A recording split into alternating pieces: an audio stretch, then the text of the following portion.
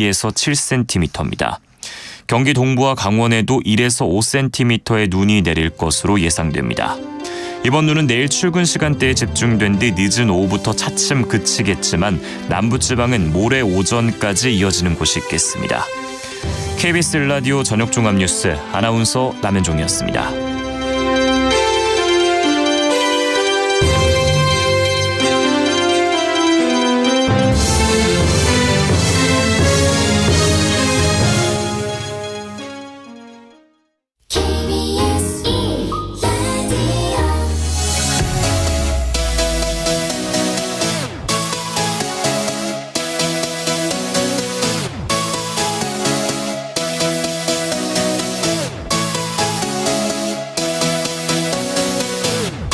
KBS 열린 토론.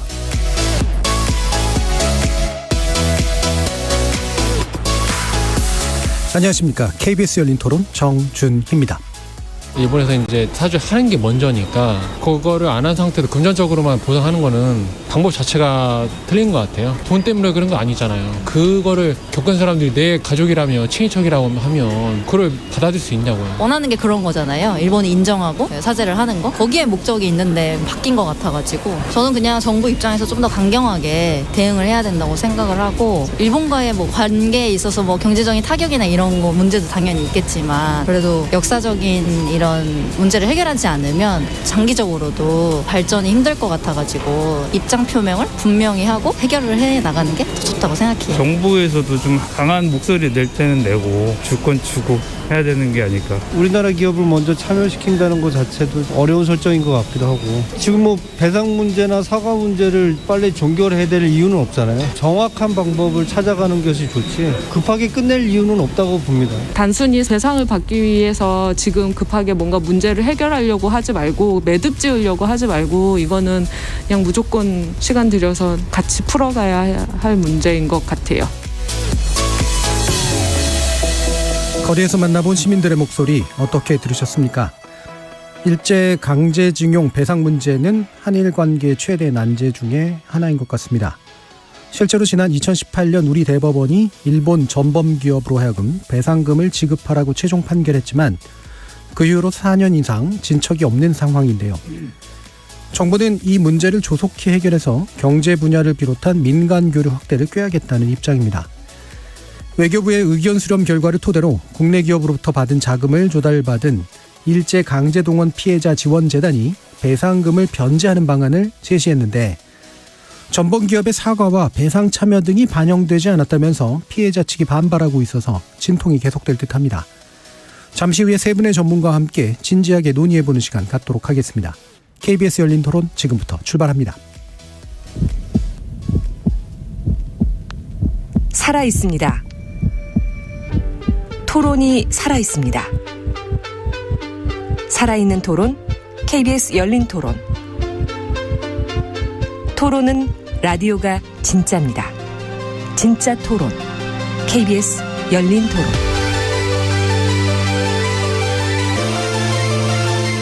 오늘 토론 함께해 주실 세 분의 전문가 소개하겠습니다. 이신철 성균관대학교 사학과 겸임 교수 나오셨습니다. 예, 안녕하세요. 반갑습니다. 조진구 경남대 극동문제연구소 교수 함께하셨습니다. 예, 안녕하십니까.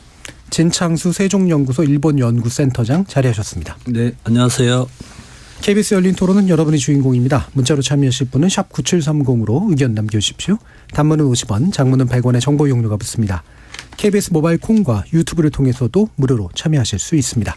시민 농객 여러분의 뜨거운 참여 기다리겠습니다.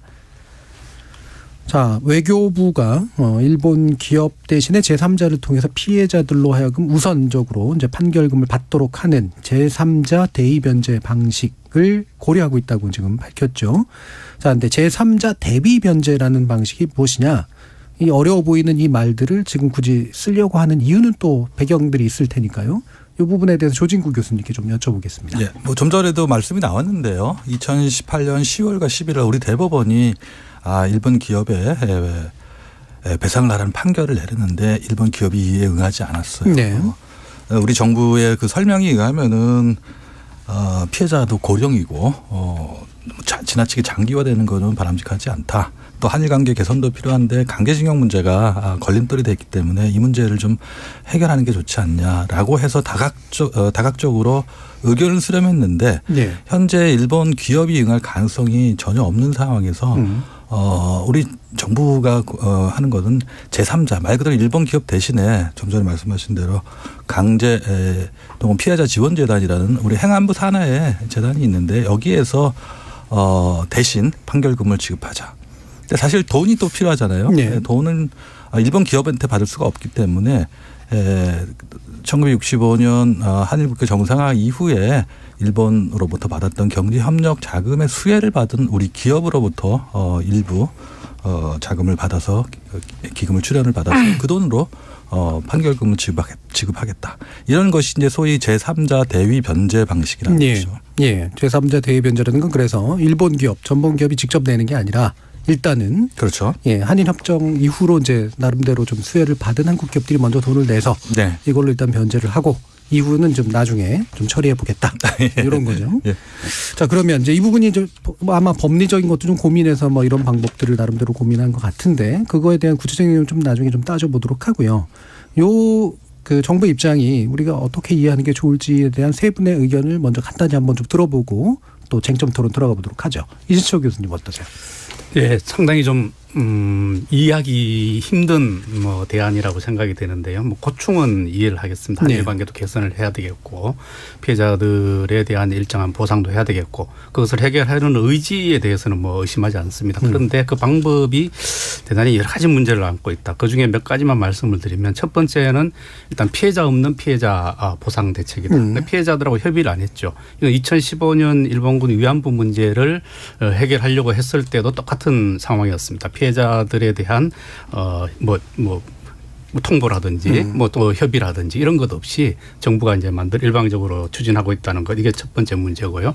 그러니까 2015년 일본군 위안부 합의의 재판이 될 가능성이 대단히 높다. 첫 번째가 그것이고 두 번째는 은발의 오줌 누기식인 임시영변의 방편에 불과하다라는 생각이 듭니다. 이것은 왜 그러냐 하면 정부가 지금 보상 또는 배상을 대신하겠다고 하는 분들이 피해자 일부에 국한됩니다. 그 전체 지금 강제동원 피해자로 국가가 인정한 분이 21만 명이 넘습니다. 예. 그분들에 대한 대책을 같이 가지고 있느냐 전혀 아니거든요.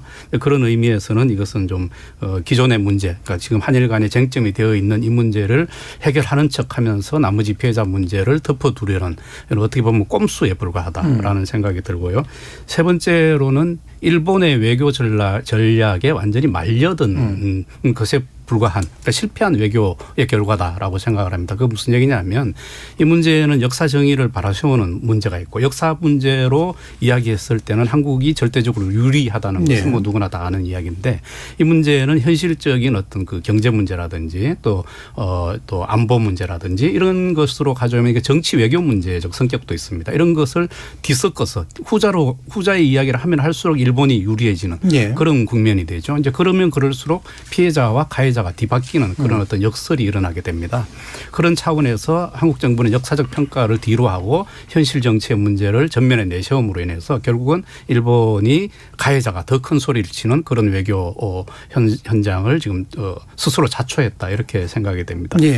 종합적으로 이런 어떤 외교 전략이나 이런 어떤 대안이라는 것은 대단히 우리 국익에도 반하는 그리고 우리 그 역사적인 어떤 정의를 실현하는 문제에 있어서 완전히 퇴보하는 그런 대안이다 이렇게 평가하겠습니다. 그 고충은 이해하지만 피해자의 목소리가 안 담겨 있고 임시방편에 불과하고 일본이 원하는 그런 구도 안으로 이제 포섭돼 버린 그런 결과다. 네, 그래서 별로 긍정적으로 보지 않고 계시고요. 네. 진창수 센터장님. 네, 한국에 있는 분들은 다 불만족하죠. 사실은 왜냐하면 우리가 갖고 있는 기본적인 생각으로 보면. 이런 그 일본의 사죄와 반성이라는 것이 원칙적으로 원하고 있고 그런 의미에서는 다 이해가 가는 부분이라고 저는 생각이 듭니다. 그러나 현실은 어떤 의미에서는 한일 관계를 좀 더 넓게 보고 국익을 좀 더 광범위하게 생각하면 이런 앞으로 해법이 나올 수밖에 없는 안타까운 현실이 있다는 것을 일단 인정해야 된다 이렇게 생각이 들고 그런 의미에서 정부는 아까도 두 분도 말씀하셨지만은 한일 관계에 대한 의지가 개선에 대한 의지가 어느 정부보다 더 높다. 네. 이것을 생각할 수 있고 그런 의미에서 또 다른 점은 이전의 정부는 대체적으로 밀실 타협을 통해서 한일 관계의 그 과거사 문제를 타결하는 경우가 많았는데 이번 정부는 그나마 민간 협의회라는 것을 통해서 제도적이고 투명한 절차를 만들려고 노력했다. 네. 그리고 우리가 알고 있는 이번에 결론도 사실은 민간 협의회를 통해서 전문가들의 입을 통해서 다 알고 있는 내용이죠. 그 교섭의 결과를 이야기한 거지. 그런 의미에서는 한국 정부가 모든 걸 다 잘했다라고 이야기하기보다는 한국 정부는 나름대로 노력을 했으나 네. 아직까지는 결과는 만족스러운 결과는 아니다. 이렇게 네. 봐야 되는 거 아니냐 네. 그렇게 생각이 듭니다. 조진국 교수님. 저도 마찬가지인데 현실적인 그 방법이 무엇이 있느냐라고 네. 한다면은 과거의 정부도 엄두를 못 냈던 그런 문제에 대해서 일본 정부와 본격적인 협의를 했다는 점은 충분히 이해가 갑니다. 네. 또 1965년 한일 국교 정상화 할 때 맺었던 청구권 협정을 통해서 완전하고 최종적으로 해결이 됐다는 게 일본 정부만의 입장이 아니라 일본 사법부의 우리의 대법원격인 최고재판소도 같은 입장이에요. 개인 청구권은 살아있지만 소송을 통해서 구제받을 수 없다. 네. 이유는 이제 청구권 협정으로 이미 해결이 되었다는 것이거든요. 현실적으로 우리도 불만족스럽지만은 만족스러운 해결을 하기 위해서는 일본이 양보를 해야 하는데 기존의 입장을 버리고 우리 측의 입장을 전면적으로 수용하지 않으면은 만족스러운 결과를 얻을 수 없거든요. 네. 그런 의미에서 우리 정부로서는 고육지책이긴 하지만 현실적인 방법을 어떻게 찾아보자. 과거에 이런 사례가 있었느냐라고 했을 때 그런 점에 착목해서 이런 그 방안을 내지 않았느냐 하는 생각이 들어요. 우리 정부도 과거에 1970년대나 2000년대 중반에 우리 정부가 피해자들에 대해서 보상을 한 적이 있었거든요. 네. 또 과거에 독일의 경우도 폴란드 강제 노동자에 관해서 재단을 만들어서 정부와 독일 기업이 반반씩 기금을 출연해서 보상을 한 적이 있거든요. 그런 의미에서 본다면 우리 정부에도 또 해외에도 유사한 사례가 있기 때문에 가능한 범위 내에서 해결책을 좀 마련해 보자 하는 측면에서는 저는 긍정적으로 봅니다. 예, 알겠습니다. 자, 그럼 이게 쟁점이 꽤 많긴 한데요. 일단 방금 나온 말씀들을 가지고 몇 가지만 일단 좀 또 다시 또 총론적으로 좀 짚어보면 좋을 것 같은데, 일단은 이제 민간 협의의 결과물이다라고 지금 진창훈 센터장님 말씀 주셨잖아요. 그러면 이신철 교수님 보시기에 이렇게 현재 양국의 외교가 민간 협의에 의해서 그 결과를 양국이 받는 방식으로 그럼 진행되고 있는 게 맞는 거냐, 이 부분 어떻게 보십니까? 좀 전에도 말씀드렸는데 민간 협의라는 것 자체가 눈속임이죠. 왜냐하면 피해자 단체들이 처음에는 참석을 했지만 그분들이 이제 논의 과정에 불만을 표시하고 빠졌어요. 탈퇴를 했죠.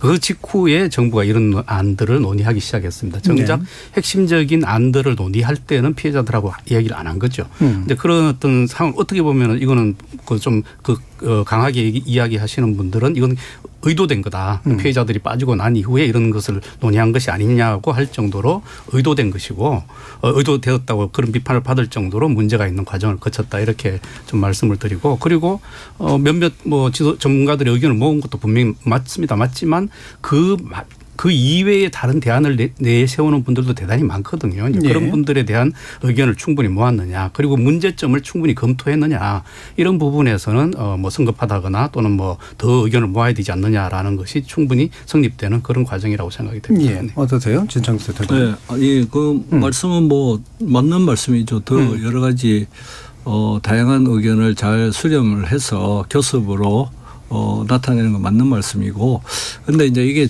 과정이 저는 생각할 때 네 차례에 걸쳐서 제가 민간협의회에 참석한 사람으로서 두 차례는 이제 서울에 있는 변호사분들이 피해자의 변호사분들이 참석을 했고 그분들이 이야기한 것을 다른 전문가들이 전부 다 도외시했느냐 하면 그것이 아니고 한국이 해야 될 일과 일본이 해야 될 일을 분명히 그때도 다 서로 논의를 한 거죠.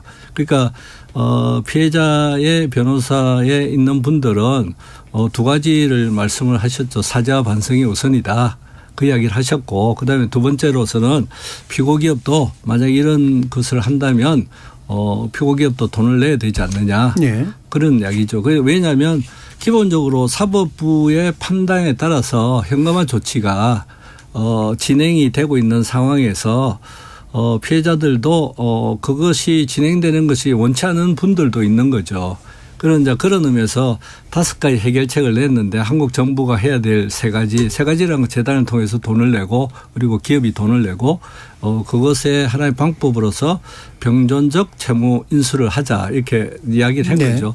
거기에 비해서 많은 분들이 사실 저 포함해서 많은 분들이 다 이야기를 했죠. 이것은 법적인 문제뿐만 아니라 정치적인 문제도 있기 때문에 사죄와 반성은 필요하다.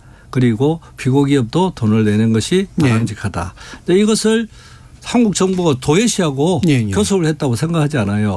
문제는 여기 있는 거죠.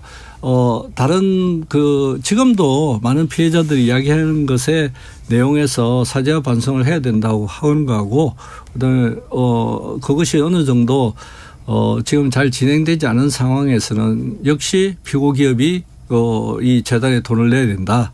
이것을 한국 정부가 열심히 노력을 했다고 봐요. 그러다 이게 상대방이 있으니까 우리만 노력한다고 되면 뭐 무슨 문제가 있겠어. 상대방이 있으니까 결국은 앞으로도 노력을 안 하는 게 아니에요. 앞으로도 노력을 하겠지만은 현재 단계에서는 이런 중간 결론을 내릴 수 있지 않느냐라고 보고를 했다고 봅니다. 그리고 아직까지 결론이 나오지 않았어요. 결과적으로. 그 교섭의 결론을 내서 우리 한국 정부는 이걸로 최종적으로 하겠다는 것을 하지 않은 상황에서 우리 이선철 교수님 말씀대로 다양한 의견을 잘 이렇게 수렴해서 앞으로도 일본에 압박을 가할 수 있는 여러 가지 수단이 있으면 그것을 해야 된다. 그렇게 생각하고 있습니다. 그러니까 이 민간 협의라는 게 결과적으로 일본의 민간과 한국의 민간이 한 게 아니라 그렇죠. 국내 이제 민간 전문가들과 피해 당사자들 뭐 이런 분들과 함께 우리 정부가 이제 협의를 했다는 거잖아요. 네, 협의를 한 거죠. 자칫하면 이제 오해가 될 수도 있으니까.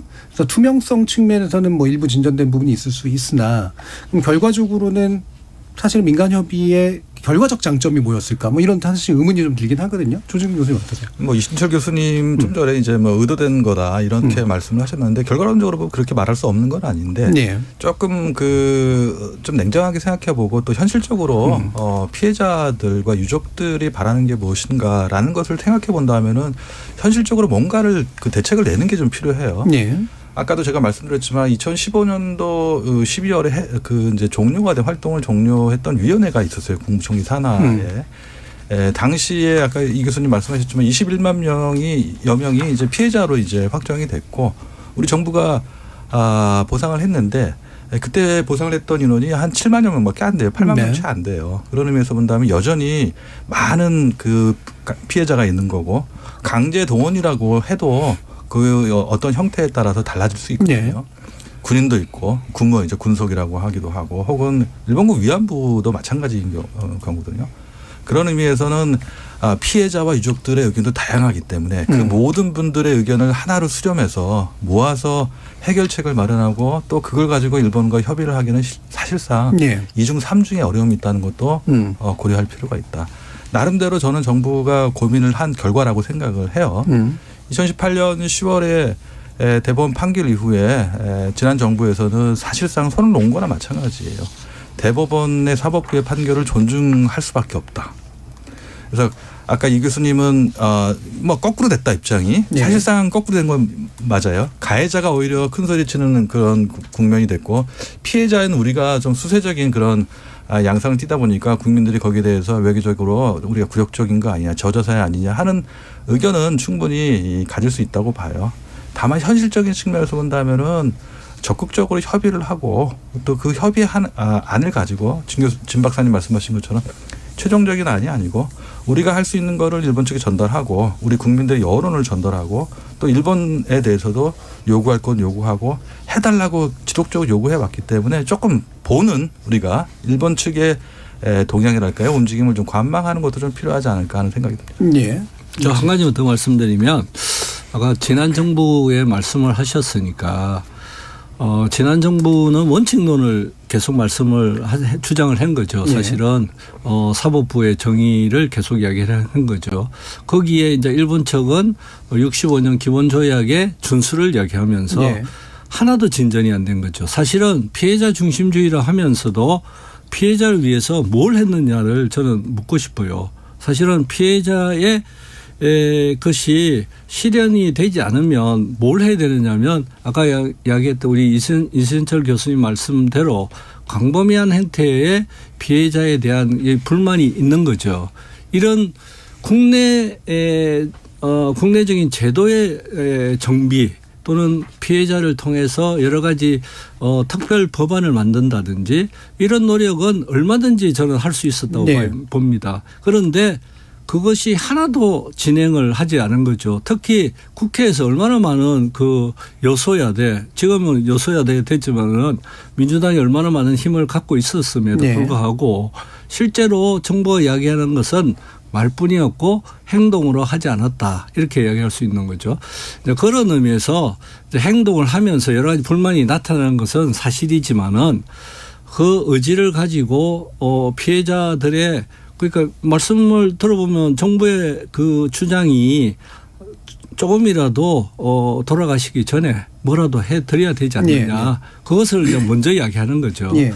그런 것은 의미에서 그것이 뭐 정당성을 가지기 위해서 이불로 이야기했다 이렇게 말씀을 할 수 있지만은 뭐라도 피해자 중심주의에 사실은 피해자의 입장에 서서 생각을 하고 있는 것은 사실이다. 그것이 현실로서는 일본이 그거에 부응을 해주면 우리가 어느 정도 만족할 결과를 얻을 수 있으나 지금은 안타깝게도 그게 안 되는 상황에서는 한국의 많은 사람들이 힘을 합쳐서 좀 더 일본을 압박을 해서 일본에 그러니까 일본에 가서 많은 압박을 해야 된다고 저는 생각이 들어요. 저는 이 부분에서 좀 더 이순철 교수님 의견을 다시 한번 또 여쭙긴 할 텐데 뭐 제가 너무 지나치게 단순하는 건지 모르겠습니다만 아무런 행동을 안 하면서 그냥 원칙을 강조하는 게 그나마 낫느냐 아니면 행동이라도 해서 피해자들이 뭘 바라는지는 정확하게 잘 모르겠습니다만 그게 이제 배상의 문제인지 아니면 말 그대로 사죄의 문제인지 그렇게라도 해서 조금이라도 행동을 하는 것처럼 보이는 것이 난 거냐 이 부분에서 또 가치 판단도 다를 것 같아요. 이순철 교수님 어떠십니까? 우선 그 과정과 관련해서 한 가지만 먼저 좀 추가를 드리면요. 그 피해자 측 반대가 있었다는 것은 이제 방금 전에 말씀도 해 주셨지만 그때도 있었고 지금도 있잖아요.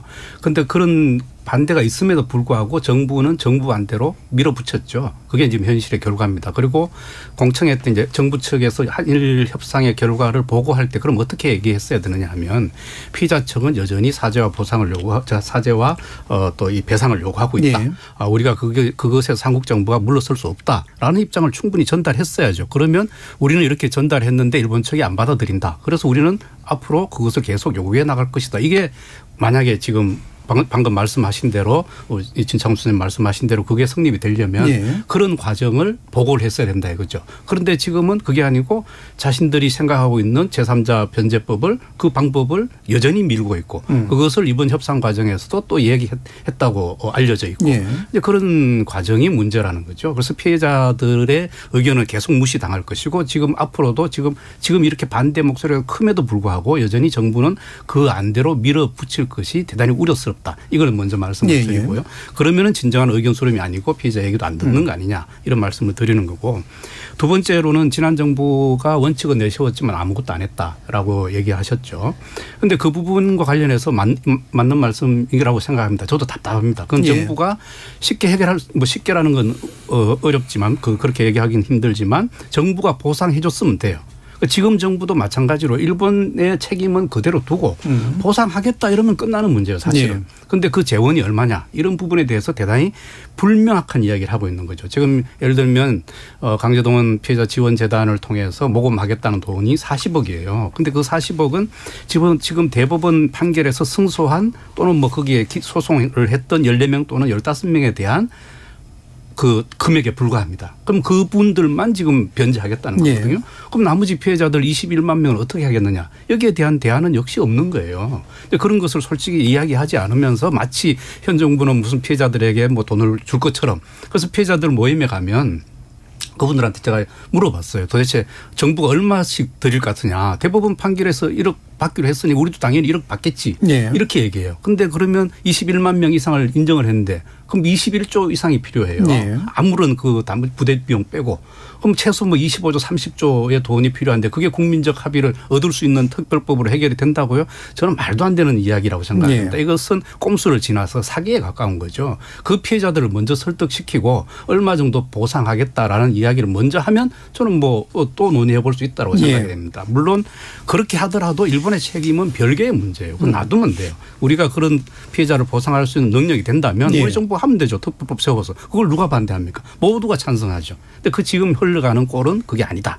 이것은 거의 진짜 완전 꼼수 단계를 넘어서 좀 이런 말씀 드려서 죄송하지만 사기에 가까운 일을 지금 벌이고 있다. 이렇게 말씀을 드리고 싶습니다. 그러면 이제 이순철 교수님 말씀은 그래 우리 한국 국가가 먼저 보상을 하겠다. 그리고 일본에 대한 책임은 국가가 대신해서 계속해서 묻겠다. 그렇죠. 이렇게 하면은 될 문제인데 그렇지 않고 마치 임시 변편통인 것처럼 그렇게 해결하고 있다는 말씀이시죠? 그렇죠. 일본이 문제 삼는 그 분들에 대해서만 한국 정부가 지금 급하니까 돈 주겠다. 이 이야기를 하고 있는 거예요. 솔직할 필요가 있습니다. 조진국 교수님. 예, 저도 충분히 이 교수님 말씀에 이해가 가요. 그리고 지난 1월 12일 날 공개 토론에서 외교부의 아태국장 말고 이제 심규선 강제동원 피해재단 피해자 지원재단 사장님도 나오셔가지고 말씀을 하셨어요. 근데 그때 나온 얘기가 그러니까 40억 정도의 포스코가 출연하기로 했던 40억을 가지고 일단 확정 판결을 받은 피해자분들께 지급을 하고 다른 이제 수혜 기업도 있는데 동등한 액수를 좀 기금을 좀 모아서 오로지 이 돈은 현행 피해자와 유족들을 위해서 사용하겠다 이런 말씀도 했거든요. 그러니까 사실상 누구를 어떻게 하겠다. 혹은 어느 정도의 그 피해자나 유족들에 대해서 하겠다 하는 것도 결정된 게 하나도 없어요. 그리고 사실상 우리 정부가 좀 더 적극적으로 나선다 하면은 특별법을 만들어서 아까 말씀드린 대로 21만여 명의 피해자 전부에 대해서 할 것인지 아니면은 또 아까 말씀드린 대로 2000년대 중반에 일부 피해자에 대해서 지원을 했거든요. 이분들을 또 제외할 것인지 또 금액적인 측면에서 본다면은 2000년대 중반에는 상한선이 2천만 원이었어요. 그런데 일본군 위안부 피해자의 경우는 한일 합의에 의해서 생존 피해자는 1억, 그다음에 유족들에게 2천만 원 이런 것도 있었거든요. 과거에 90년대 중반에 또 아시아 여성기금이라는 것이 일본에 나왔을 때 우리 정부가 또 그에 준하는 또 금액을 또 드린 적도 있어요. 또 현재 피해자들에 관해서도 정부뿐만 아니라 지방자치단체에서도 지원을 하고 있거든요. 이런 측면에서 본다면 금액이 차이가 너무 많아요. 이런 금액의 차이에서 합의를 이룰 수 있느냐 하는 것도 문제이고. 또 하나는 이제 다른 국가 여러 가지 사건이 있었는데 왜 이분들에 대해서만 이렇게 해야 하냐. 다른 사건에 관련된 분들이 또 문제 제기를 할 수 있거든요. 충분히 여러 가지 고충이 있을 거라는 생각이 들어요. 그래서 어느 것이 현실적이냐, 현실이지 않냐, 어느 것이 피해자를 위한 것이냐 아니냐를 단정적으로 말하기는 좀 어렵다는 생각이 듭니다. 저는 우리 이순철 선생님 말을 반박하는 게 아니에요. 왜냐하면 저는 우리의 생각이 사실은 많은 분들이 공유하고 있는 생각이기도 하죠. 그런데 문제는 21만 명에 대해서도 보상을 해야 된다라고 했을 때 그 21만 명이 사실은 우리 전 국민이 식민지 시대에 많은 그 정신적 피해를 받은 거죠, 사실은. 그렇기 때문에 아까 우리 조진구 교수님 말씀대로 첫 번째는 형평성의 문제가 항상 대두되고 있습니다. 그러니까 징용공에 대한 강제 동원 피해자들에 대한 입법을 하거나 또는 그분들에 대한 보상을 할 때도 항상 형평성의 문제, 민주화 운동을 하신 분들, 다른 국가에서 여러 가지 희생을 당하신 분들, 이제 이런 분들하고 형평성의 문제가 항상 대두되기 때문에 사실은 왜 특별법을 만들어서 이 문제를 해결하고자 하느냐면 범위를 확정을 해야 된다. 이렇게 보는 거죠. 그러니까 대법원 판결을 받은 분들은 사실은 권리가 있는 거죠. 나름대로 사법적인 그런 투쟁을 통해서 본인들이 그것에 나름대로 증명을 받았기 때문에 그분들은 우선적으로 해드리지만은 나머지 일제 시대에 피해를 받은 분들이 너무나 한국 사회에 많은 거죠. 그렇기 때문에 그분들을 어떤 범위에서 할 것이냐. 그러니까 그분들 다 이렇게 돈을 들인 게 불가능하다면 역시 후속 작업을 통해서 이런 문제가 재발되지 않도록 여러 가지 추후 사업을 하든지 다양한 방법이 있을 거라고 봐요. 그렇기 때문에 현재 정부가 아무 생각이 없다. 저는 그렇게는 생각하지 않습니다. 왜냐하면 민간협의회에서 우리 차관님 이야기를 들어보거나 정부의 관계자들 이야기를 들어보면 먼저 1단계가 있고 1단계는 현금화 조치 15분이죠.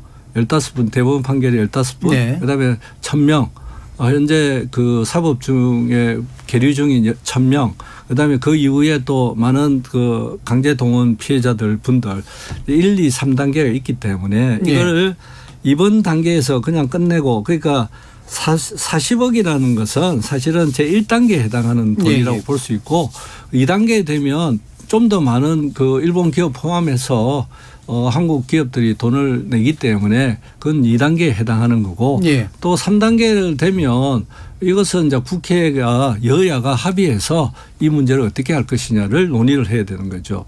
그렇게 되면 사실은 점차적으로 문제를 해결하겠다는 생각이 있다고 저는 생각이 들어요. 그 부분은 뭐 이제 실제로 그렇게 갈지 안 갈지 뭐 이 부분도 좀 있기도 하고 물론 이제 해석을 해주신 거기도 하고요. 그래서 뒤에서 특별법 관련된 논의하면서 한 번 더 좀 다뤄보도록 하고요. 일부 마치기 전에 이 부분은 좀 한 번 더 얘기를 했으면 좋겠는데 쟁점에서요.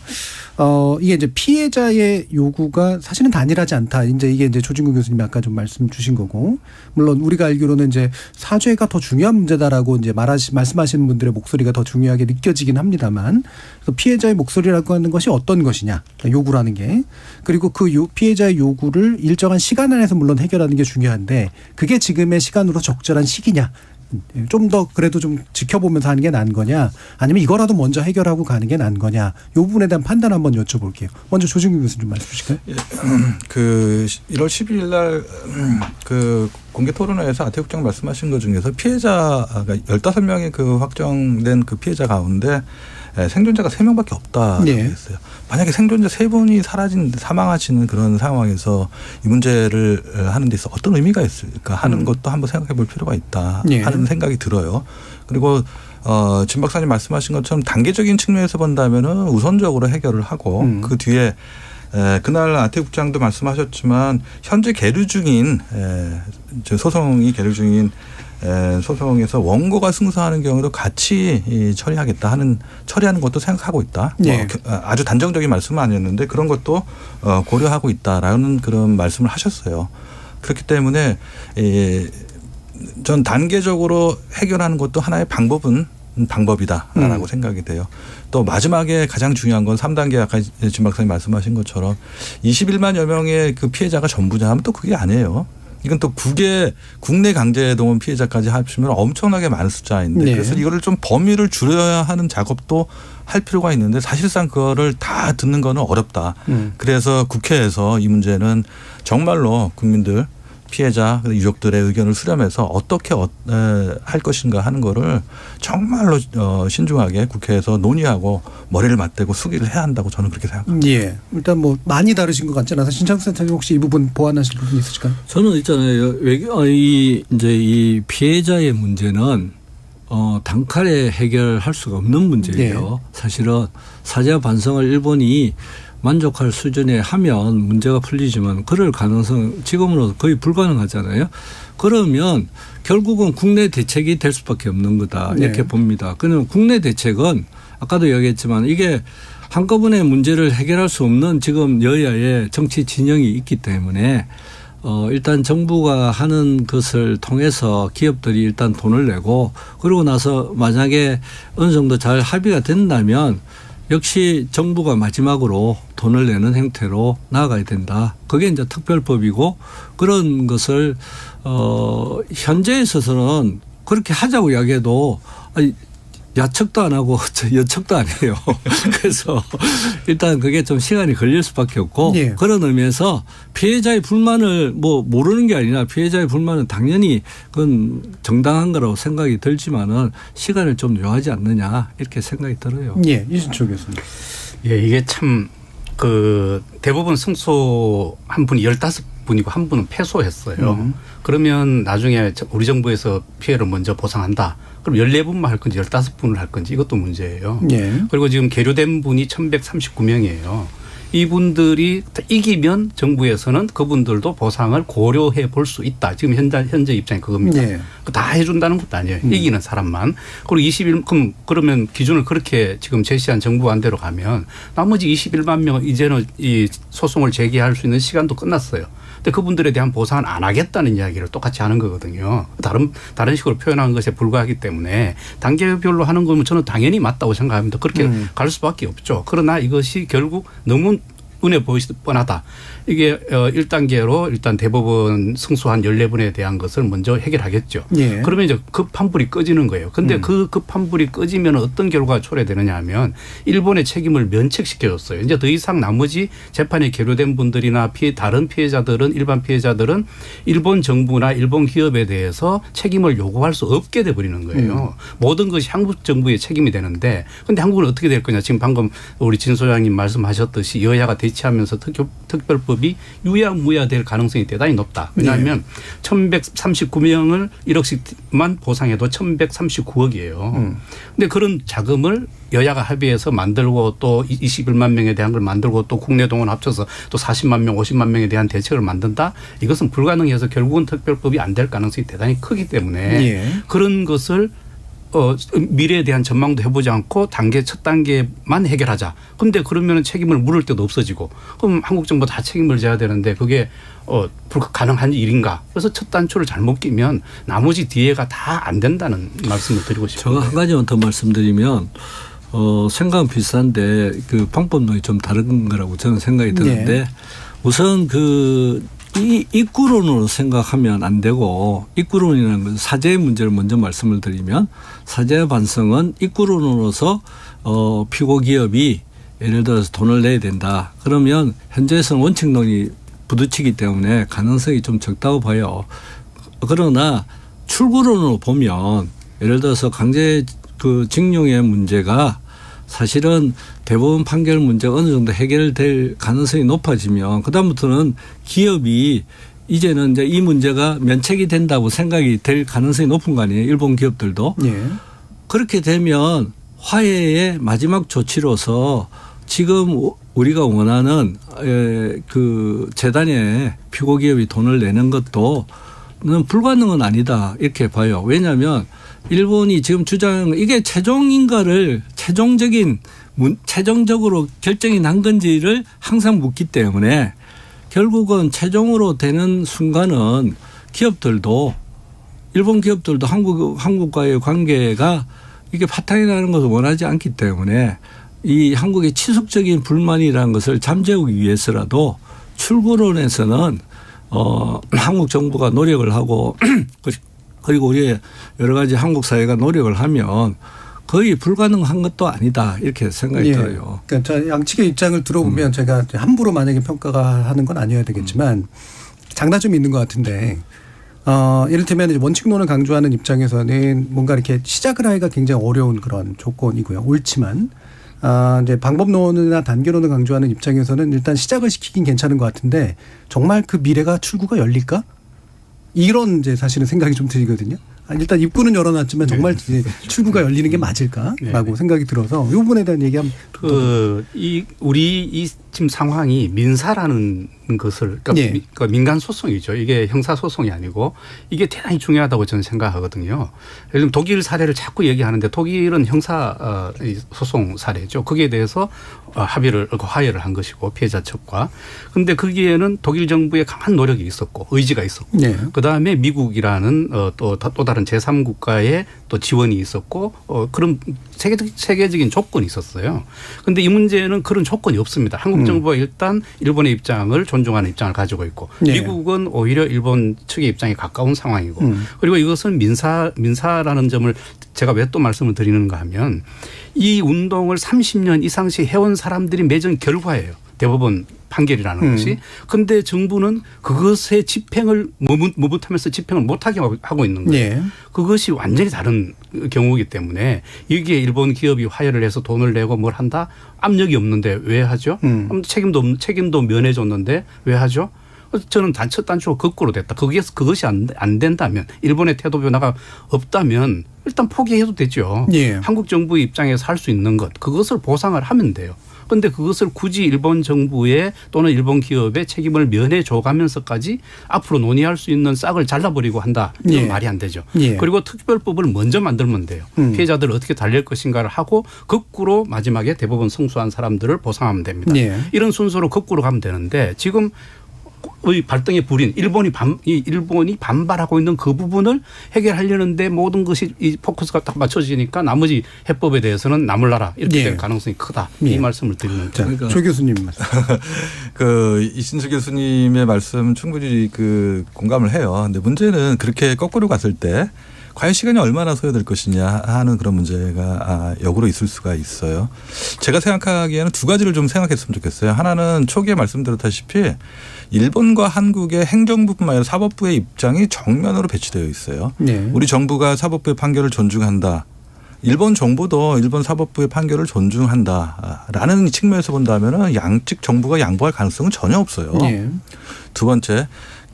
독일에 관한 말씀하셨지만 독일이 재단을 만들어 가지고 기금을 만들어서 해결을 했던 거는 한 150만 명 정도에 대해서 일괄적으로 이제 보상을 좀 했는데 그때 했던 이유는 뭐냐면은 그 기업이 미국에서 소송을 당했어요. 미국이라는 엄청난 소송의 나라에서 그 기업 입장에서 볼 때 엄청나게 피해가 있을 거라는 게 생각이 되니까 그것보다 기금을 출연해서 해결하는 게 낫겠다고 판단을 했던 거거든요. 문제는 그때 당시 말하자면은 기금을 출연한 기업이 어떤 기업이었냐. 전쟁 전에 전쟁에 동원했던 사람들 그 기업이 주체였냐? 딱 그렇지 않아요. 그 기업들은 또 손을 뗀 경우도 있었어요. 그래서 그 정부가 독일 정부가 나선 데는 그런 측면이 있다는 걸 말씀드리고 싶어요. 그래서 그런 것과 연관시켜서 본다면은 미쯔비시 중공업이든 일본 제철이든 이 기업은 아주 큰 기업이에요. 국제적으로 만약에 이런 그걸 생각한다면 평판이 낮아진다고 한다면 한국만이 아니라 국제사회에서 조금 비판의 여지가 많아요. 해당 기업한테는 커다란 압력으로 작용할 수가 있거든요. 그래서 저는 아까 진창수 박사님 말씀하신 것처럼 출구로는 입장에서 생각한다면은 일본 기업 책임 인정하고 사과할 거라고 생각을 해요. 그리고 기금 출연하는 거 할 수 있을 거라고 생각해요. 그러니까 지금 있잖아요. 여기까지만 일단 좀 듣고요. 왜냐하면 저희 청취자 여러분들이 보내신 문자를 일단 들어보고 이게 계속 가면 일부 못 끝날 것 같아서요. 일단 여기서 일단 정리하고 이어가가지고 한번 해보도록 하겠습니다. 정의진 문자 캐스터. 네, 지금까지 여러분이 보내주신 문자들 소개합니다. 유튜브 청취자 써니님. 배상금이 중요한 게 아니죠. 일본 측으로부터 제대로 된 사과를 받아야죠. 가장 중요한 피해자분들의 의견을 듣지 않고 어이없는 방식을 내놓다니 답답합니다. 송순정님. 일본은 일제강점기 당시의 잘못을 인정하지 않고 있는데 굳이 제3자 대납 방식까지 동원해 일본과의 관계를 풀어야 하는 이유를 모르겠습니다. 9803님. 일본은 한일 청구권 협정을 들어 과거사 문제에 있어 자신들의 배상 책임을 다했다고 주장하고 있는데 과연 그들의 주장이 옳은 건지 어떤 문제점이 있는지 궁금합니다. 7606님, 정부는 피해자의 의견을 충분히 반영한 문서를 만들고 이를 기초로 해결책을 고민하는 게 좋을 것 같습니다. 피해자들이 원하는 건 진정한 사과이므로 먼저 문서로서 가해기업의 사과문을 받아 피해자에게 전달한 후 그 다음 금전 배상 단계로 진행하는 것이 어떨까요? 네, KBS 열린 토론. 이 시간은 영상으로도 생중계하고 있습니다. 유튜브에 들어가셔서 KBS 1라디오 또는 KBS 열린 토론을 검색하시면 지금 바로 참여하실 수 있습니다. 방송을 듣고 계신 여러분이 시민 논객입니다. 계속해서 청취자 여러분들의 날카로운 시선과 의견 보내주세요. 지금까지 문자캐스터 정의진이었습니다. 토론 토론이 세상을 바꿀 수는 없습니다. 하지만 토론 없이 바꿀 수 있는 세상은 어디에도 없습니다.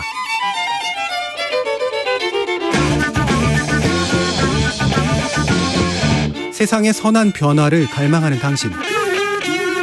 정답이 아니라 질문의 힘을 믿는 당신. 우리 KBS 열린 토론에서 만납시다.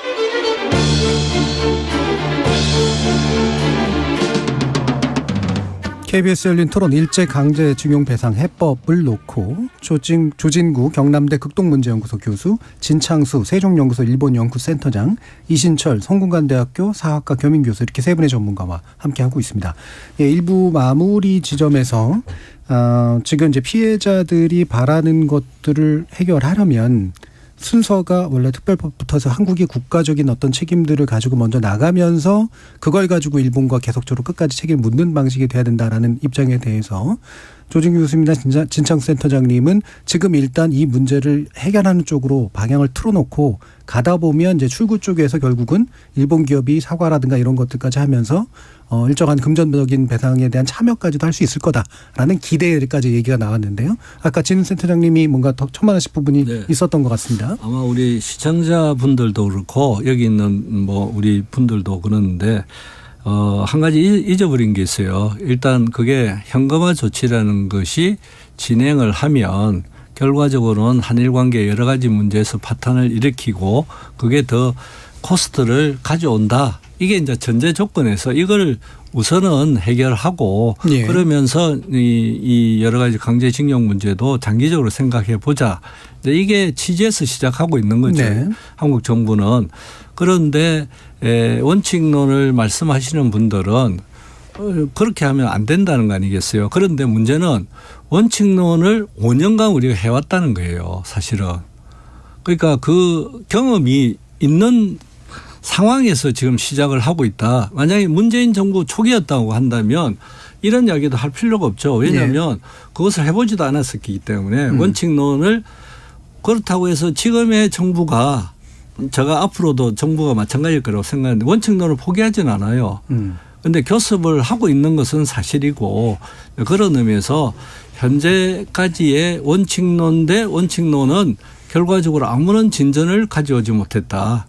이제 그러면서 현재 그렇기 때문에 그것을 약간 방향을 틀어서 방법론을 다르게 해야 된다 이렇게 생각이 들고 그와 동시에 이번 정부도 좀 더 우리 이신철 교수님 말씀대로 국내 대책에 대해서 좀 더 신경을 써야 되겠다. 저는 그렇게 생각하고 있습니다. 예. 자, 국내 대책이라고 말씀하시는 부분은 이제 그럼 구체적으로 어떤 것일까도 한번 얘기를 해보도록 하죠. 조진규 교수님 어떤 부분? 국내 대책이라고 한다면 결국 이제 그 특별법을 제정하는 그런 문제이거든요. 근데 2015년 12월까지 활동했던 그 총리실 산하의 위원회가 없어졌다. 그 이후에 우리 정부나 정치권에서는 아무런 뭐 선 놓고 방관했다는 얘기밖에 안 되거든요. 2018년 10월 달에 그 대법원이 확정됐지만 사실상 거슬러 올라가면 2012년 5월 달에 대법원에서 판결을 내렸어요. 그것이 최종적으로 그 판결에 대해서 일본 기업이 수긍하지 못하고 이의를 제기하면서 이제까지 왔던 거거든요. 그런 의미에서 보면 앞으로도 계속될 가능성이 높아요. 결국은 일본에 의한 식민지 지배가 합법이었냐 불법이었냐 이 문제에 대한 타협이 이루어지지 않는 한 합의가 이루어지지 않는 한 이건 아마 영원히 계속갈 가능성이 있어요. 그런 의미에서 우리 국회에서 특별법을 제정해서 하는 데에도 조금 한계가 있을 거라는 생각이 들어요.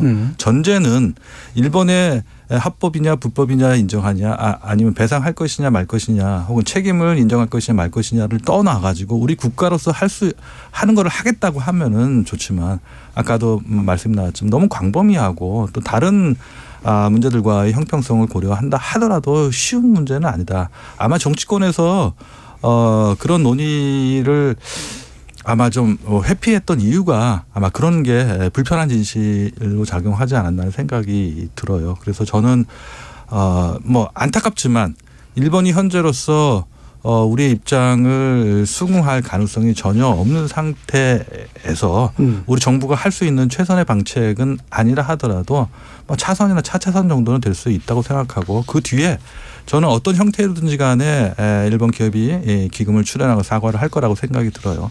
이미 뭐 김대중 오부치 선언 혹은 2010년 8월 달에 간나우토 성명도 있어요. 그래서 식민 지배라는 게 우리에 의해 반해서 이루어졌다. 많은 그 피해 고통을 준 거에 대해 통절한 사죄와 반성하겠다 하는 게 일본 정부의 뭐 지금까지의 뭐 공식적인 입장이라고 할까요. 그런 그 전제 위에서 본다면은 저는 충분히 일본 정부도 우리 정부가 한 거에 따라서 우리 국민이 어떻게 받아들일 것이냐 하는 문제도 남아 있고 우리 국내에서 어느 정도 콘센서스가 이루어질 것이냐 하는 그런 문제는 남아 있지만 일본 정부도 그 범위 안에서 할 수 있다고 생각하고 일본 정부가 그렇게 한다면 일본 기업도 충분히 유사한 방법으로 사죄의 유감을 표명하고 또 일정 정도의 기금은 출연할 것으로 생각이 됩니다. 자, 이 부분은 이제 사실은 예상 내지 기대의 영역이라 실제로 구현될지 아닐지는 좀 더 탄탄한 근거가 필요할 것 같긴 한데 그 부분은 최근에 일본 정부가 보여주고 있는 부분들에 대해서 좀 이따 한번 좀 논의를 해보도록 하고요. 그 앞에 국내 대책 부분에서 이제 특별법이 필요한데 어렵다라고 지금 말씀하신 거잖아요. 첫 단추로 제대로 끼려면 이 부분부터 해결해야 된다라고 보시는 입장에서는 어떻게 가는 게 맞다고 보시는지 이시철 교수님. 그 특별법에 관한 논의는 최근에 국회 때마다 있었습니다. 그런데 그것이 이제 제대로 논의가 안 되고 상정이 안 되고 통과가 안 됐던 거죠. 그런데 다양한 법들이 지금도 계류되어 있습니다. 지금 나와 있고 심의 중에 있는데 그런 부분에 대해서 이때까지 관심을 안 돌리고 있었어요. 그런데 정부가 느닷없이 일본 면책을 얘기하면서 거기에서 올 비판을 고려를 해서 특별법을 들고 나왔어요. 그러니까 여야가 특별법에 대해서 관심을 지금처럼 보인 적이 없다. 물론 그 이전에 따지면 노무현 정부 때 또는 박정희 대통령 때 했던 그게 있죠.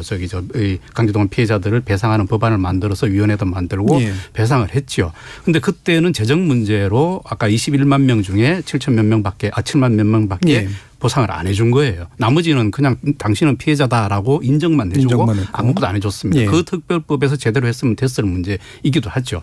기본적으로 얼마씩 배상을 한다 이렇게 갔으면 되는 문제인데 그걸 안 했던 것은 뭐 이 재정의 문제 또는 뭐 국가의 인식의 문제 이런 차이라고 생각이 됩니다. 그런데 지금은 그런 특별법에 대한 필요성에 대해서 많은 사람들이 공감을 하고 있어요. 그러면 지금은 예전하고 완전히 다르죠. 그런데 시간이 많이 걸리기 때문에 그것을 나중에 하자 이런 것은 안 될 수 있다는 걸 상정하는 것이기 때문에 저는 오히려 거꾸로 특별법을 먼저 논의하는 것이 맞다라고 생각이 되고요.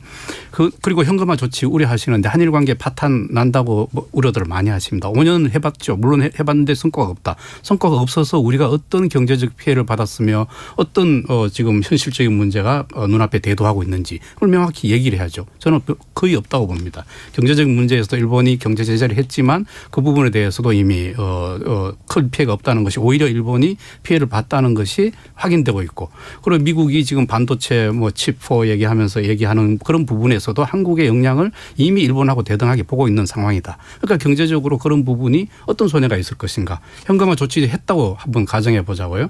그러면 일본 정부에서 지금 이자까지 합쳐서 40억 주면 끝납니다. 그럼 그 문제에 대해서 더 이상 문제 제기를 못 해요. 그러면 오히려 그게 더 빠른 해결책일 수 있습니다. 경제적인 문제가 끝나버렸다. 일본은 그다음 행보로 갈 수가 있죠. 그런데 지금 그 현금하고 조치를 지금 안 하고 책임을 남겨두면 오히려 계속 협상에 우리가 유리한 입장에서 이야기할 수 있고 사과를 계속 종용할 수 있고 그렇게 나갈 수 있는 부분이죠. 그런 부분까지 마다해가면서 안 할 필요가 없다. 국내적 조치는 일본의 책임이나 기업의 책임과 무관하게 진행하면 된다. 그것은 제가 오래전부터 주장했던 바고 지금도 유효하다. 저는 그렇게 생각합니다. 그러니까 결국 이제 피해 배상이나 뭔가 이제 우리가 정부가 행동을 해야 되는 이유가 크게 두 가지인데 하나는 생존하실 때 가능한 배상을 하도록 국가가 책임을 지는 그런 부분.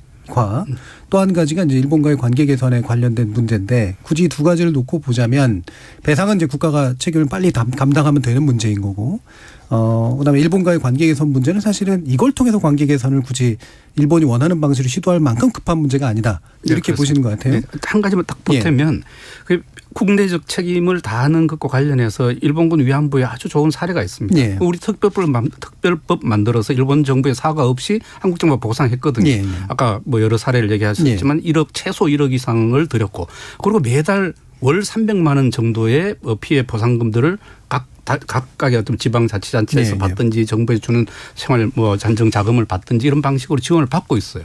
그런데 왜 똑같은 강제동원 피해자들인 나머지 분들 더군다나 재판에서 대부분 최종 판결까지 이긴 분들한테 왜 안 해주는지 저는 이해가 안 되는 거예요. 예. 그거 특별법 한국에서 만들어서 하면 되죠. 근데 그런 부분에 대해서는 이미 사례도 있고 그렇게 하면 될 일을 하지 않으면서 마치 전체를 다 보상할 것처럼 예. 이야기하면서 일본의 그런 이야기들을 다 따라가는지 저는 이게 이해가 안 된다는 예. 거죠. 진창수 예. 아니 그 특별법에 이야기할 때 사실 정부만 책임이 있는 게 아니에요. 이거는 여야가 다 책임이 있다고 봅니다. 이거는 그 일본과의 관계에 있어서 사죄와 반성을 요구하는 야측도 있잖아요. 이 특별법에 대해서 사실은 굉장히 무관심하다 이렇게 보고 있는 거죠. 그런 의미에서는 특별법이 왜 안 되느냐, 정부는 왜 안 하느냐 이렇게 이야기하기보다는 이거는 여야를 다 탓해야 될 문제다 이렇게 저는 말씀드리고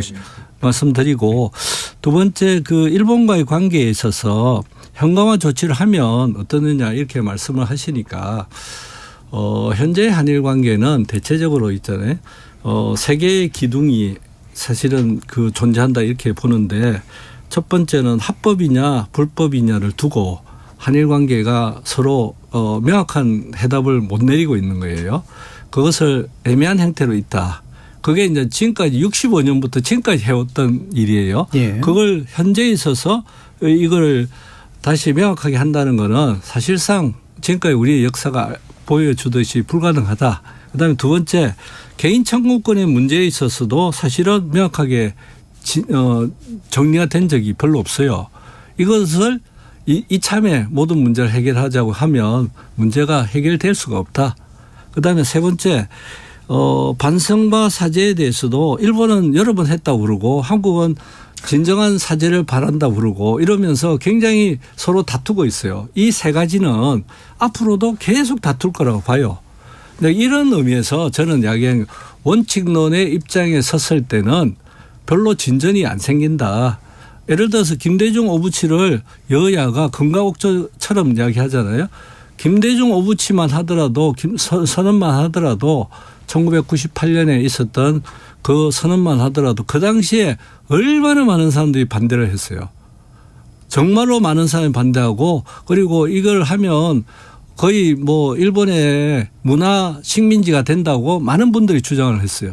그런데 그 결과는 반대였고 그리고 현재에 있어서 우리가 그러면서 한일 관계는 진전을 봤다. 그리고 연사마가 나타난 배경이 되고 약간 더 많이 가신 것 같고요. 그런 그 정도까지만. 그러니까 지금까지 제가 말씀드린 건 한일 관계는 해결을 통해서 문제를 진전하는 것이 아니라 그 해결에 서로의 풀 수 없는 부분을 실마리를 잡으면서 해결을 해왔다. 이렇게 보여요. 그래서 그 문제 바로 연결시켜서 볼 텐데 제가 보기에는 제가 역사 지식이 뭐 세 분보다 더 많지는 않습니다만 98년 당시에 이제 일본 정계 조건이나 경제 수준의 조건과 현재 이제 아베 총리 이후에 기시다 총리로 이어지고 있는 일본 정계의 여건이나 태도가 비슷한 수준으로 볼 수 있느냐. 그러니까 지금 그런 문제거든요. 그래서 미래에 대해서 어떤 예상을 할 수 있는 것이냐. 그러니까 아까 그 말씀드렸지만 일본의 기업이 피해자들과 화해를 한 적이 있어요. 1990년대 후반 2000 초에도 3번이나 있었거든요. 그때는 사실상 금방 그 김대중 오부치 선언이 있었습니다. 그 전에 1995년 8월 10일 무라야마 다마라는 게 있었어요. 전 50년 이제 좀 매듭을 지을 때가 됐다고 해서 무라야마 다마를 냈거든요. 그러니까 뭐 식민지 지배와 전쟁을 통해서 아시아 국민들한테 정말 피해를 많이 줬기 때문에 통제는 반성과 사죄를 한다 하는 거였거든요. 그런 의미에서 그 사회에서는 그런 일본 내 분위기가 역사는 조금 다시 직시하고 매듭을 지어야겠다는 분위기가 있었는데 안타깝게도 그 최장수 총리라는 아베 전 총리의 집권 시기에는 일본 사회에 그런 분위기가 없었어요. 그만 진 박사님 말씀하셨듯이 우리가 언제까지 사죄를 해야 되냐 하고 한국의 정권이 바뀔 때마다 사죄를 요구하는데 또 사죄를 해야 되냐 한 번 약속을 했는데 또 약속을 지킬 것이냐 그런 우려가 계속 반복돼 왔다는 것도 사실이고 또 하나 제가 말씀드리고 싶은 거는 문희상 전 국회의장이 문희상 아니라는 걸 내면서 말씀하셨던 게 저는 기억에 남아요. 악화한 한일 관계를 방치하는 것은 미래에 대한 무책임이다 이런 말씀을 하셨거든요. 예. 그런 의미에서 본다면은 그 과거에 문재인 정부 내에서도 그런 의식이 있었더라면 특별법이든 무엇이든지 간에 해결하는 방안을 좀 더 적극적으로 내세웠으면 좋았을 것이다. 혹은 그 청구협정에 보면은 이 분쟁의 해결 절차라는 게 있는데 외교적으로 계속 그 일본이 공세를 폈어요. 네. 외교적인 협의를 하자. 그 응하지 않으니까 뭐 중재위원회를 구성하자. 거기에도 응하지 않으니까 제3국으로 구성된 중재위원회를 하자. 절대 응하지 않았거든요. 그러니까 일본의 입장에서 본다면은 서로 의견이 다르는데 외교적인 협의를 하자고 했는데 한국이 응하지 않았고 절차적인 건 다 따랐다는 거예요. 그럼에도 불구하고 전혀 응대하지 않았던 한국 정부에 대한 불신감이 강했던 거죠. 그것과 달리 뭐 진 박사님 말씀하신 것처럼 이 정부 윤 정부 들어서기 전부터 아까 한일 관계 개선이 필요하다. 정책 협의단도 보내고 국장급 장관 회담도 계속 해왔거든요. 이 이야기가 된다라는 그런 이야기를 해오고 한국 정부가 성의 있는 노력을 하니까 우리는 또 성의 있는 호응을 일본이 해야 한다고 얘기를 해왔기 때문에 이제 공은 일본 쪽에 가 있다고 생각이 들어요. 그래서 일본이 어떻게 할 것이냐 하는 것까지 우리가 고민할 필요는 없다고 생각해요. 일본도 정말 머리를 짜내고 지혜를 짜내야 할 그런 시기라고 생각하고 이 시기를 놓치면은 다시 오지 않을 가능성도 있다 하는 것까지 염두에 두고 일본 정부는 심각하게 고민을 해야 한다고 그럼 생각합니다. 공이 넘어갔으면 공이 돌아올 거 기다리면 되는 건가요? 저는 좀 그래서 서두르면 안 된다 하는 생각이 들어요. 예. 알겠습니다. 이순철 교수님. 미쯔비시 같은 경우에 이 대법원 판결 이후에 사과 문제는 별개지만 보상을 하고 화해를 하려고 했죠. 집행을 하려고 했던 것이 이제 여러 증언들에서 이제 나오고 있습니다. 민간이 찾아가서 얘기했을 때. 근데 그것을 가로막아 쓴 것이 아베 정권이라는 것이 너무나 잘 알려져 있고. 근데 그런 어떤 일본이 계속 얘기한 것이 한국이 먼저 성의 있는 태도를 보여라. 방금 말씀하셨듯이. 근데 왜 한국이 먼저 성의 있는 태도를 보여야 되는지에 대한 설명이 빠져 있죠. 이거는 한국이 정당하게 어떤 자신의 권리를 얘기하고 식민지에 대한 사과를 요구하는데 왜 아베 정권 때 그러면은 무라야마 다마 정도의 사과만 했더라도 문제는 달라집니다. 그런데 이 자세가 훨씬 더 후퇴해 있는데 왜 지금 그것까지도 면책을 왜 시켜줘야 되는지 저는 도저히 이해가 안 되고요. 그 만약에 일본 정권이 문제라면 기다리면 되죠. 다음 일본 정권이 언제나 뭐 기시다 정권이 언제까지 갈 것도 아니고 무라야마 뭐 총리 시대라든지 또는 90년대 후반에 어떤 그런 2000년대 초반에 탈냉전 시기에 어떤 그런 부분이 나올 때도 있죠. 이런 부분에 대해서 우리가 너무 조급해할 필요가 없다라는 것이고 아까 우리 진 센터장님 말씀하셨듯이 세계의 기둥탑이 있습니다. 그런데 합법 불합법 이거 포함해서 해결이 안 된 문제를 왜 해결하려고 하는지 그것도 일본의 책임을 면제시켜주는 방식으로 우리가 왜 정리를 해 주려고 하는지 이게 설명이 안 되는 거예요. 그게 설명이 되면 얼마든지 저는 동의할 수 있습니다. 그런데 그건 남겨두면 되거든요. 그건 지금도 65년 이후로 지금까지 어떻게 보면 45년부터 지금까지 남아 있는데 왜 지금 해결해야 되냐 이거죠. 안 해도 얼마든지 경제 교류할 수 있고 문화 교류할 수 있고 지금 하고 있거든요. 그런 부분을 왜 간과하고 우리가 쫓기는 입장처럼 뭔가 안을 우리가 내야 되고 성의 있는 태도를 우리가 먼저 보여야 되고 아베 기시다 정권이 지금 더 한 걸음 더 나가서 뭐라 그럽니까? 건전한 한일 관계를 되돌아가야 된다. 건전하다는 게 저는 기가 막혀요. 65년 체제가 건전한 체제입니까? 우리가 식민지 사과도 못 받았는데 도대체 언제 건전했다는 겁니까? 식민지 시대로 되돌아가자는 이야기처럼 저는 들리거든요. 그런 어떤 상황에서 우리가 면책을 해준다? 왜 해줘야 되죠? 저는 도저히 이해가 안 됩니다. 진짜 한 가지 말씀드리면 면책한 적은 없어요. 우리는. 한국 정부가 해줘야 된다고 안을 내놓는 한국 거죠. 정부가 어느 정부든지 일본을 면책하면서 사죄 반성하지 않아도 된다고 한 적은 아무도 없어요. 그리고 이번 정부도 피해자들의 입장에 서서 사죄와 반성을 해야 된다고 하고 그리고 피고기업도 돈을 내야 된다고 이야기하고 있어요. 그러니까 너무 단순론으로 말씀하시면 아니, 저는 지금 현실은 나와 있는 안에 대해서 말씀드리는 아니 그러니까 지금은 정부는 일본 기업에 면제하는 거잖아요. 제가 뭐 정부를 대변하는 사람도 아니지만은 그냥 옆에서 보고 있으면 어느 정부도 똑같은 입장을 취할 것이다 이 말씀을 드리는 거고 그다음에 이 문제를 해결하기 위해서 특별법을 해야 된다. 저도 동의하고 있고 많은 전문가들이 다 동의하고 있어요. 그런데 안 되지 않습니까? 안 되는 이유는 여러 가지 이해관계가 있다는 것을 그것도 인정을 해야 된다고 저는 생각이 들어요. 앞에 먼저 말씀드렸다시피 형평성의 문제를 먼저 거론을 했었죠. 그리고 그것을 통해서 정치적 이익을 얼마나 가질 것이냐에 대한 여야의 또 정치적 계산이 있는 거 아니겠어요? 그런 의미에서는 아까도 말씀드렸지만은 이 한일 관계에 대해서는 방법론의 문제를 두고 서로 이게 나쁜 놈이다 이렇게 이야기할 건 아니라고 저는 생각이 들어요. 그러니까 기본은 다 똑같다고 생각해요. 기본은 아까 이야기했듯이 불법이다. 식민시대의 불법이다. 그리고 개인 청구권은 아직도 남아있다. 그리고 사죄와 반성은 해야 된다.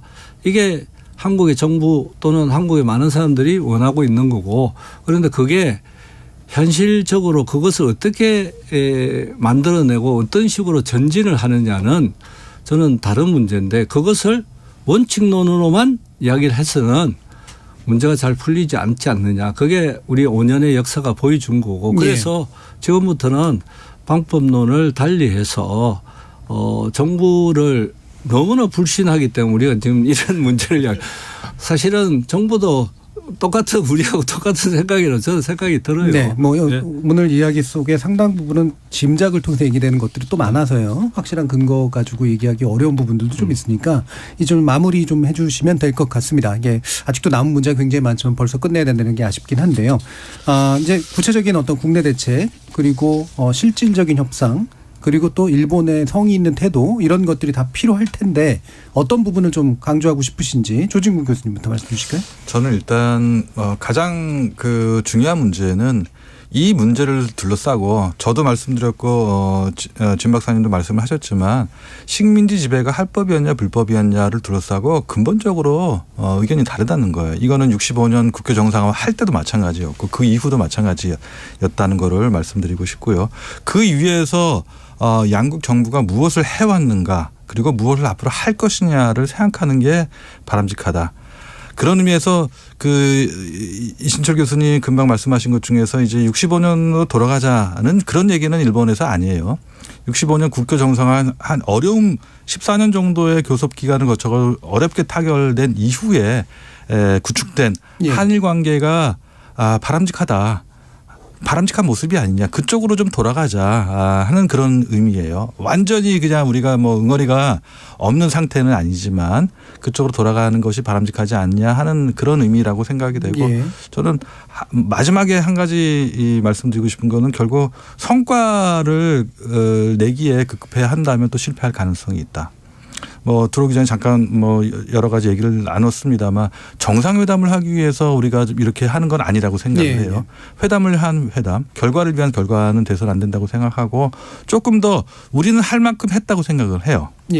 일본 측에 성의 있는 호응을 촉구하는 것 계속 우리 정부가 전달해 왔기 때문에 그거에 대해서 어느 정도 응할 것이냐 하는 거는 일본의 몫이라고 생각하고 정말로 중대한 결단을 할 시기가 일본에 왔다고 생각을 합니다. 그 알겠습니다. 결단에 따라서 우리 국민, 일본 국민들의 지금 응어리진 이런 것들 좀 풀 수 있는 계기가 될 거라고 생각하고 그것이 양국의 국익에 부합한다고 생각합니다. 알겠습니다. 마무리 발언 1분 이내로 좀 해 주셔야 될 것 같네요. 진 센터님 말씀 들어볼까요?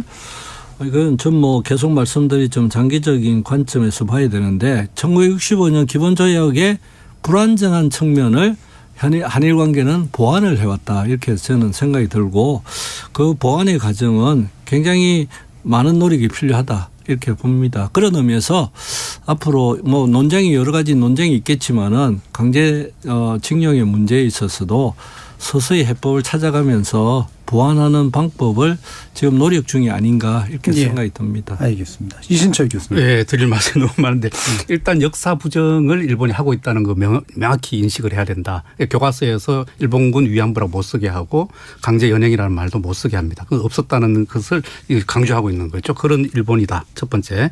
두 번째 65년 청구권 자금은 재산에 관한 겁니다. 그러니까 노동자들이 못 받았던 월급 이런 것에 대한 자금을 받은 거예요. 그것은 지금 대법원 판결에서 얘기하는 인권 침해에 대한 위로금하고는 다르다. 그래서 그 문제를 섞으면 안 된다라는 말씀 드리고 싶고요. 마지막으로 지금은 정부가 아직 미확정 상태인데 마지막 안을 내놓을 때는 먼저 정부의 할 일을 하시라. 지금 일본 정부의 문제를 자꾸 끼워 넣지 말고 이건 안 되니까 한국 정부가 피해자들을 보상할 수 있는 방안을 내놓겠다. 그리고 이제 마지막 한 개만 말씀드리면 2015년 합의 과정은 아까 우리 진 센터장님 말씀하셨듯이 65년 체제의 미결점들 미비한 부분을 이렇게 보완해 오는 과정에 연장선상이 있다고 생각이 됩니다. 예. 왜냐하면 거기서 해결이 덜 됐기 때문에 일본군 위안부 문제에 대한 합의를 한 거예요. 강제동원 문제도 미진한 부분이 있으면 양국 간이 협상을 해야 되고 연구자들이 연구할 수 있도록 그런 교류를 양국 정부가 만들어가는 것이 우선이다. 이렇게 예. 말씀드리고 싶습니다. 알겠습니다. 자, 오늘 세 분의 전문가와 함께 좀 어려운 문제 함께 해봤는데요. 이 정도로 마무리 짓도록 하겠습니다.